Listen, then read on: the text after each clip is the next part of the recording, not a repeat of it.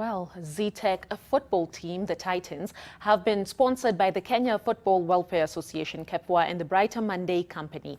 Zetech Vice Chancellor Professor Njenga Munene assured the sponsors of his support in making sure the sponsorship is beneficial. This as the Brighter Monday CEO, Emmanuel Mutuma, and the president of KEFWA, that being James Situma, urged the team's players to not only put effort in sport, but also in their education, while the sponsorship is expected to run for 2 years.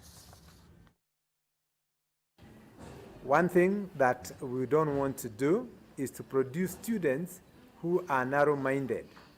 We want to produce students who are able to fit in all situations. May they be sports, may they be drama, may they be academia, may they be service to the Kenyan people.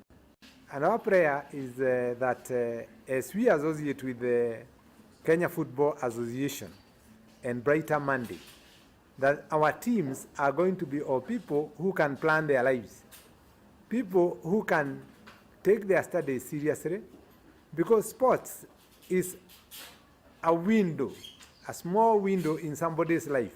Kenya Footballers Welfare Association, malengo yao ni kufight for the players' rights, but tuliona pia kando na hiyo, tuna vitu mingi tunafanya pia education, tunafanya branding, na pia issue kubwa ilikuwa ni about kusoma contract zao.